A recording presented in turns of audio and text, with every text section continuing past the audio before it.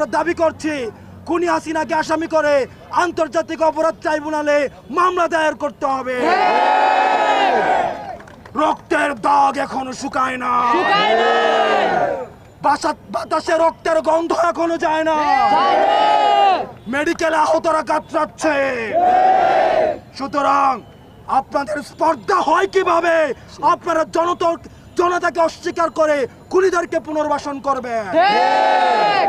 সর্বশেষ যারা শিক্ষার্থী এখানে রয়েছেন, আমরা আপনাদেরকে বলতে চাই, ক্যাম্পাসে ছাত্রলীগের চলে আসা দখলদারিত্বের যে রাজনীতি, হল দখলের রাজনীতি, ক্লাসরুমের যে রাজনীতি, স্বৈরাচারকে ফুড সোলজার হিসাবে পালন করার যে রাজনীতি, এই রাজনীতি ক্যাম্পাসে পুনর্বাসন আর কোনোদিন হবে না, কোন দলের মধ্যে দিয়েই হবে না। আমাদের এখন বিক্ষোভ মিছিল আমাদের এই